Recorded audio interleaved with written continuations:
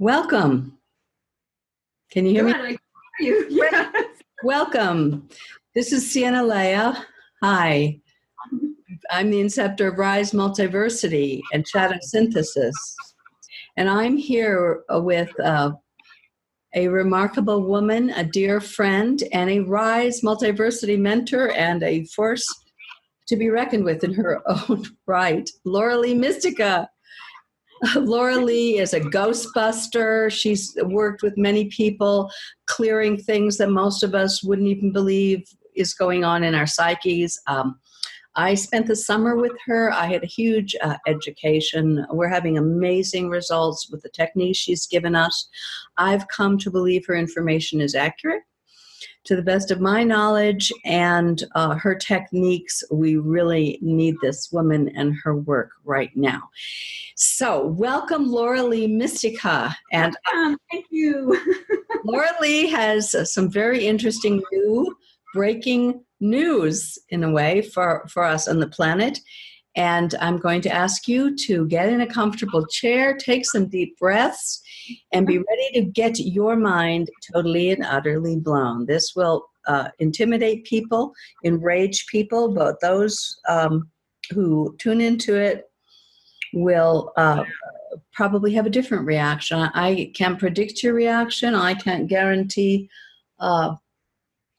the impact, but I'm here dedicated to the truth no matter what, and I think that this is a piece we all need to comprehend. Although, like most of the things coming out, it's going to be kind of painful because we're going to bust some really deeply cherished beliefs about our relationship to Gaia, divine feminine goddesses out there. So, what can I say? I'm dedicated to bringing the truth no matter how difficult it is for us to experience. And I hope that in the spirit of, and the truth shall make you laugh, our new podcast series, we can all find a way to get through this together. Much love, people. And Lee, what's the groundbreaking news here? What's going on with Gaia? Okay, let me just ask this way. So I was raised as a nice new age goddess type of girl to think that Gaia was female and that she was who I was. Actually, I've had a huge wake-up call in that I've had to reformat all of that understanding of Gaia, how we clear energy through Gaia, who she really is, what's really going on in the invisible realms. And so, breaking news, people, listen up. Lee, who's Gaia? I'm afraid to talk now. I'm sorry. I know it's just hard, it's hard for people. There's so much coming out nowadays. It's so hard for us to believe. So, but if we don't even know who Gaia is, we're kind of at a loss, Yeah, well, it kind of started last summer when you were here. Don't you blame me for this, girlfriend. Well, yeah, we did some pretty much you know what over there. I'm going to put you on. We'll keep us like, okay, go ahead. I'm going to put you on speaker. So, yeah, it always concerned me when I would, and there's going to be a chapter in cryogenetics too explaining this. So if it short circuits you too much and you just put it on a back shelf and you can pick it up and get more information when the book comes out. But it always concerned me that people were dumping their junk on Gaia. When I went to sweat lodges, they're like, throw your traumas into the earth and puke it into the earth and blah, blah, blah. And I'm like, what the heck, really? And I said, she can handle it. Just throw your junk. And everybody, the New Age community says, ground into the earth and ground your garbage in there, and Gaia can transmute that, and it's all good. Just yeah. The puke it out was kind of a real visual image of what's happening. And that never set well with me. I just like, no, I think I did it once and it just didn't feel right. So,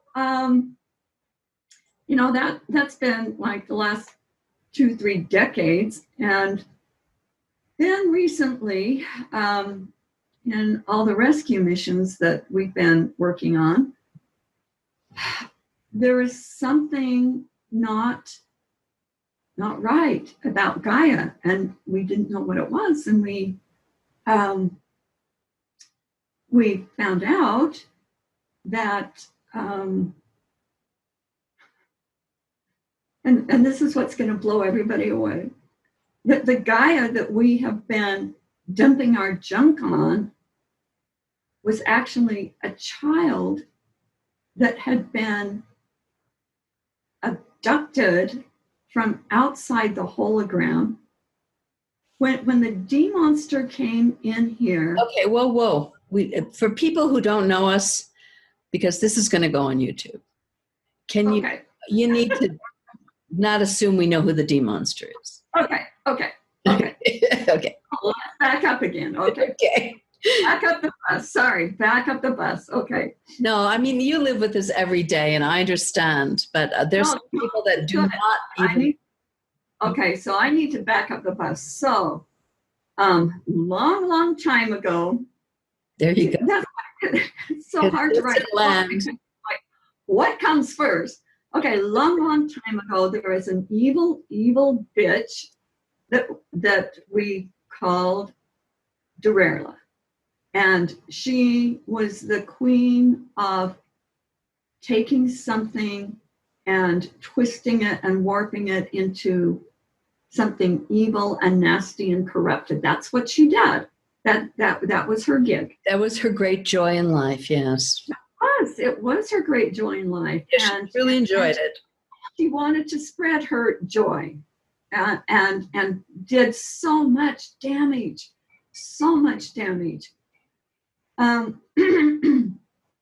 There's stories about her in Cryogenetics 2 and on my website, so you can kind of get a background, but Cryogenetics 2 should be out in a few months. So anyway, when she was being ousted from where she was living, she figured the only place safe for her would be to come into this holographic universe, which the hologram facility was in the ultraviolet realm. So in coming in here, first she had done all of these, she'd been waiting for eons for this time, where she put every chaotic bomb that she could think of was exploding at once. And so she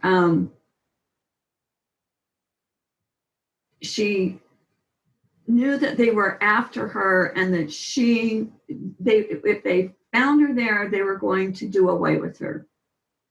So she wanted to go into the hologram where she would be safe, because she had a scatter weapon that took a lot of the personnel in the hologram. She aimed it at them. They came, or the holodeck people, she aimed it at them. Pieces of them got scattered into the hologram, and she thought, okay, they will never turn it off. I can go into this place, I can corrupt the hell out of it, and I can be free forever and ever. Because she pretty much knew that we found her body So this is like her essence that was doing this before she. Interesting that I choke on this. Yeah, it's definitely choke-worthy material. Before she came in, she had moles there that were doing her bidding, and they went, and there was a daycare facility very close to where the hologram facility was, and they went and abducted these children and brought them into the hologram. And wait a minute, who were these children? These were super advanced. These were children. They were just children. They were being trained. Okay, they were being trained in the ultraviolet realm, but they were children. They were just like. But was she training them, or you mean that they were being trained? They were our children. They were our. Yeah. So we need to clarify what's ours. Right. What These were nice, benevolent children that she abducted. Okay. Thank you. And took into the hologram with her, and then she thought, what should I do with these kids? And she thought, oh, okay, I have an idea. Let's. And when she came in, everything was a chaos kind of inside too, because she started corrupting things. She took all of the benevolent spirits out of our planets, Earth and Saturn and Neptune and all of the planets, and took them out and put one of these children into the planets. Venus has a child. All of them have children that don't know how to run or have never been schooled in how to run a planet. We're being put in there as the spirit guardian of these planets. Spirit guardians. And you said that was like that movie, for just to give people an image if they're having trouble with this. What did you call the muses? No, that's a different thing. That comes later. Okay. Sorry. So, but before she put them in, she had confiscated and abducted the real beings that were in the real authentic beings that were in these planets that knew how to run a planet. She took them out, put them in spirit traps over here, put these children inside the planets, and forced these amazing beings to watch these poor children trying to run a planet.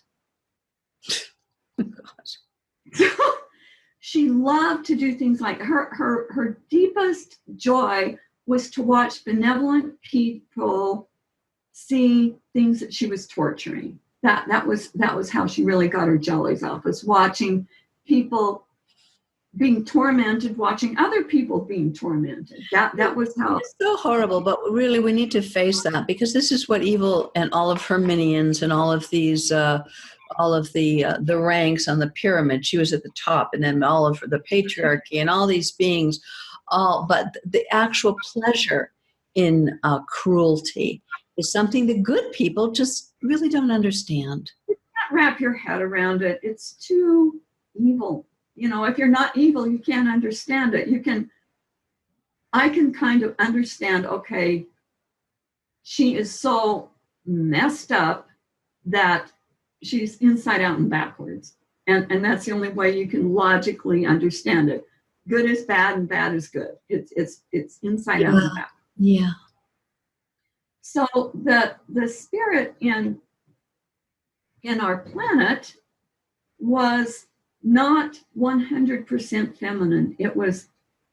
You mean feminine. Before this all happened? Before Yes. Not the child, but you mean the one that was taken into the spirit trap? The child was a girl. The child was a girl. It was a little girl. Okay.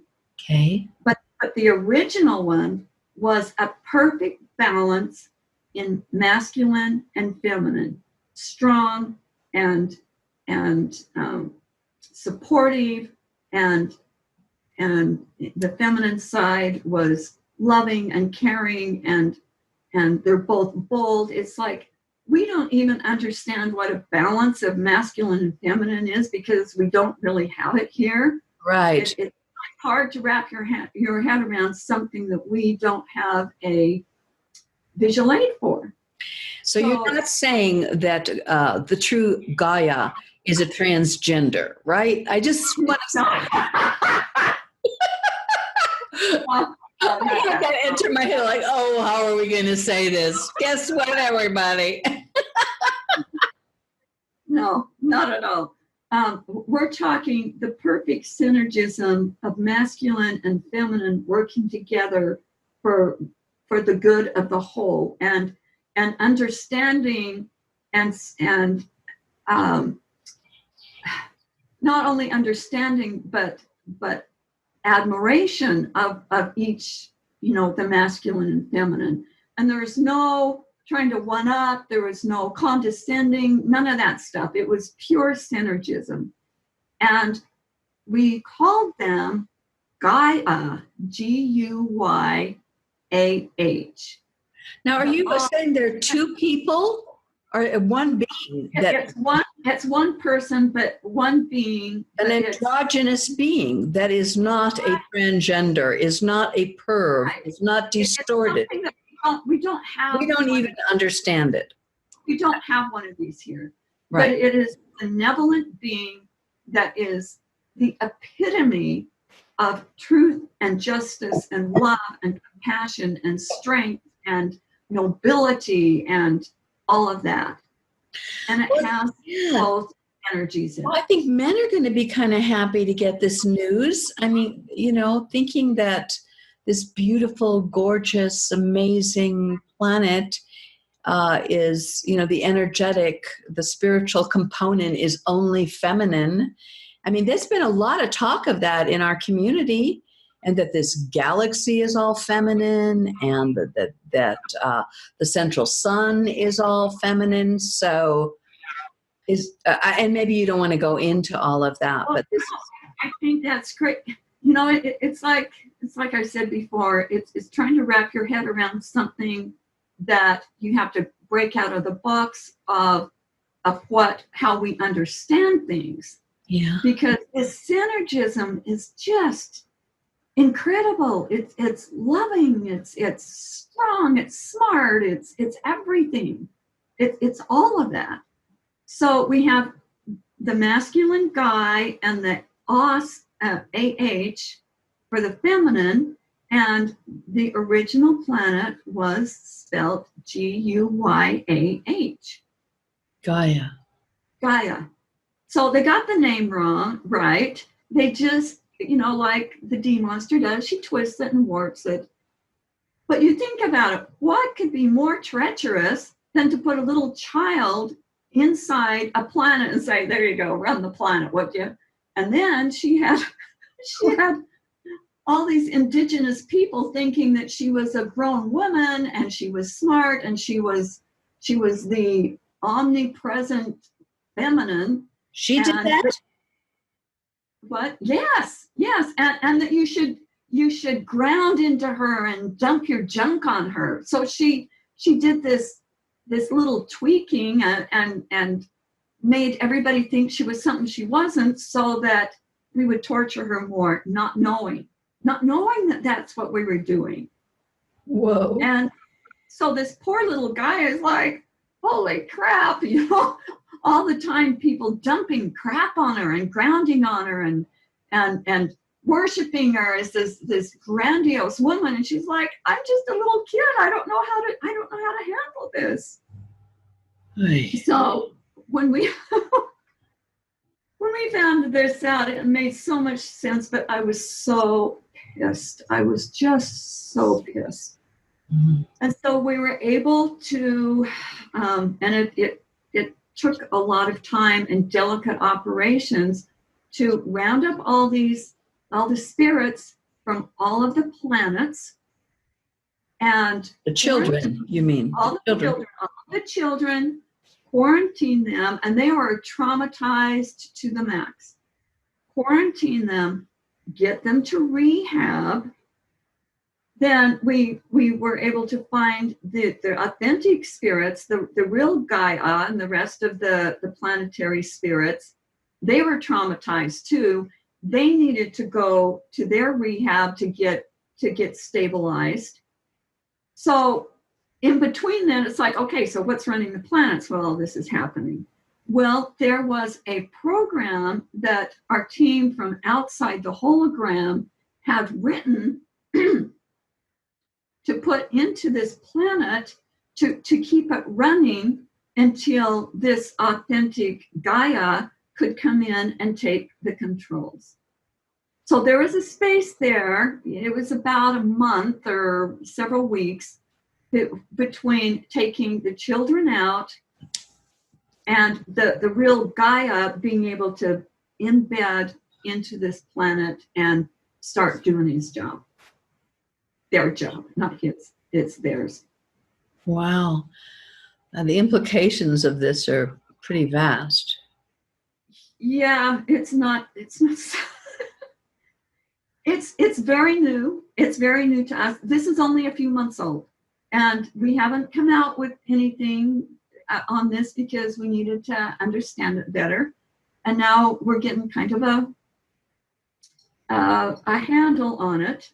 And the interesting thing is, once Gaia was put into this planet and started taking the reins and remembering how to do it and starting to work on it.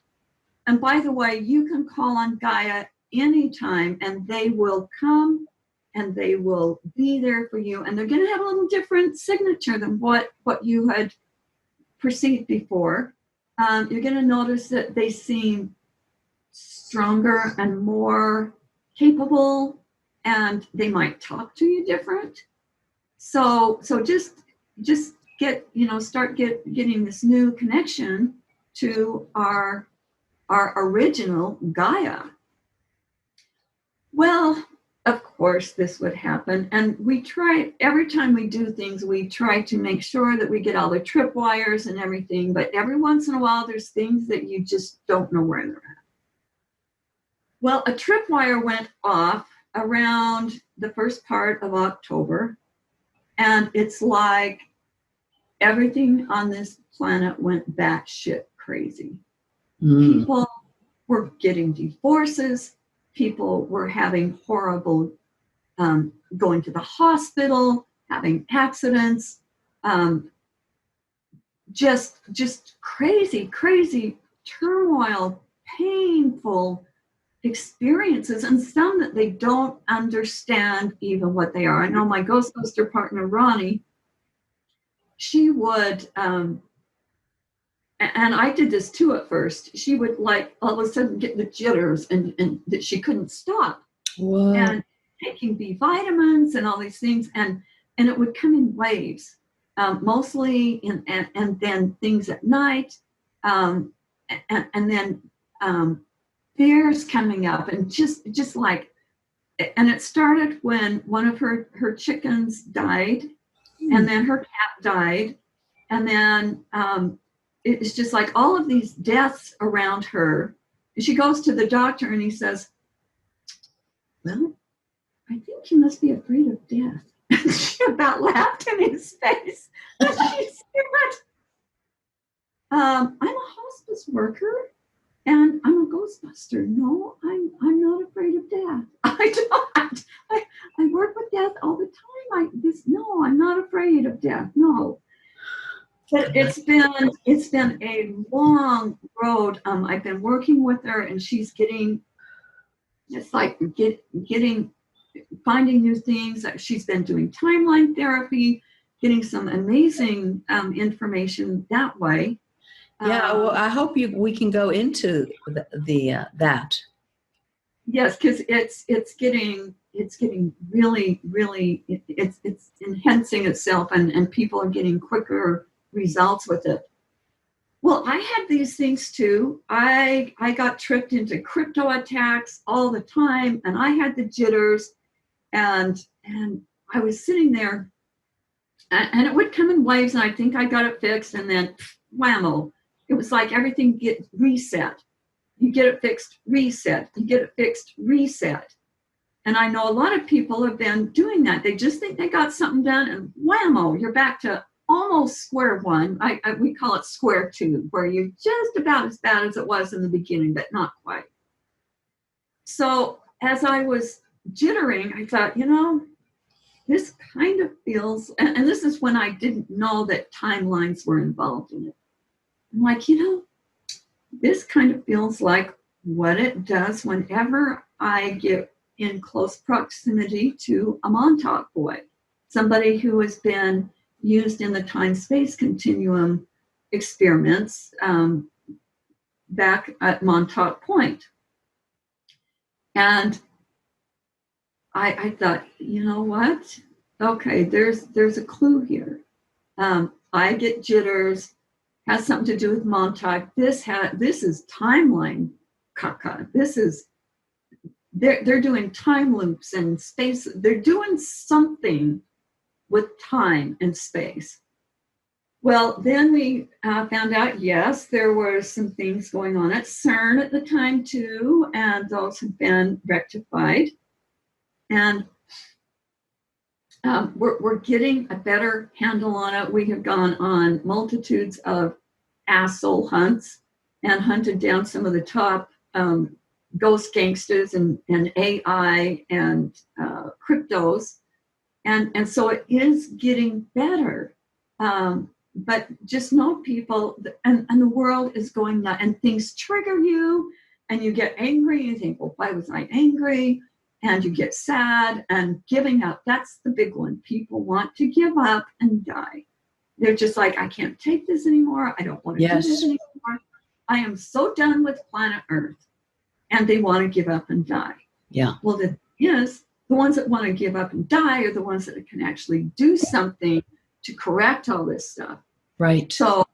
So you've got to, step back. I tell everybody, just take a breath, step back, sever ties from these voices, from the pain and suffering. And there has been a lot of pain and suffering. I tell you what, everybody, I've never seen this much. It's like I've seen more pain and suffering in the last 2 months than I've seen in the last 20 years. Mm-hmm. And I don't know if it's been that way with you, Sienna, but it's just been monumental. No, exactly. Absolutely. Yes. And people don't know. And especially people that don't know the metaphysical things.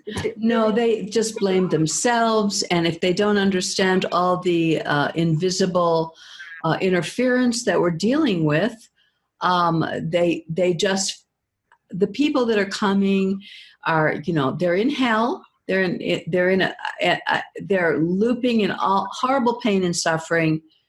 Just like you said, everything that they've tried, it all seems like it's gone out the door, and they're at the end of their rope, and that suicide program is playing, and there are different gradation points of whether they're buying into it or whether they can hang on or whether they're seriously considering. The ones that come to me want to at least see if there's something they can do, but it's really, really rough. Yes. It is. And it's, but the good news is we're getting there. We're finding we're finding the solutions, and don't give up. Don't give up. We are so close to blowing everything that's corrupted out of the hologram. You cannot give up now. Please don't give up. Please stay around. Everybody, don't leave yet. We're just about there. It's just about there. Yeah, that is so true. They're just trying, because that's why they're accelerating too. They're so desperate, and they're playing the card. Okay, just take as many of them out as you possibly can, because this game is coming to an end. Exactly. It's like they put out every end game trauma that they could possibly think of, because they knew that they were going down. And so they had the thing like, well, if we're going to go down, then everybody's going to go down, and we'll right on. Yeah, that's the deal. And they're going to harvest as much of our loose till the last possible second. And they've had their way with us in such an extreme way. And the reason that I'm bringing you on and that I'm so dedicated to getting these messages out is that really people are blaming themselves. They don't understand that a crypto can jump into you and it can feel totally like you, and all the depression and all the anxiety and all the fear. It just feels like you're just screwed and you're just melting down. You're just, pathetic. And everybody that's coming to me is wrestling with that. And the suicide program. Yes. A lot of suicidal people, because I think a lot of them see all of this corruption descending on them, and they think, I can't deal with this. It's too much. I can't. How do I fix this? And a lot of them have worked so hard on themselves for so long, and to be back at this place makes them want to give up, going, look, I've tried everything, I've tried everything and nothing works. So maybe we can get to some solution talk. Yes, absolutely. Absolutely. The solutions are yes. We don't just throw all this crap out and say, okay, have a crappy day. We're not going to do that to you. Because when you actually do the inner work, and you're working both with your own core traumas and wounds and all the interference that you can embody your soul. You can get the new operating system going. You can have more and more of you embodied, and that brings a huge change. I mean, I'm getting massively right now. I mean, I could easily puke. For the last 3 hours, they've been blasting me. But because I've done decades of this work and I'm super dedicated, there's enough of me present that I can weather the storm, even though I'm sweating like a pig right now. My stomach is bloated, practically hitting the keyboard. I'm an utter wreck, but I'm okay. And that's from doing this work, okay? I mean, hopefully one day we aren't getting this hit. But even in the midst of it, we can even thrive. But we have to really, there's just some key things we just have to sort out in order to hold our ground, which is the name of the game. Yes, and I wanted to mention, that's when I talked with Ronnie, that's what we keep coming. The bottom line is we're stronger, we're smarter, we're tougher than we were before, and we're going to get through this, and we're going to understand it, and it's going to be all good. There's a reason for this, and we have the toughness to bear through it.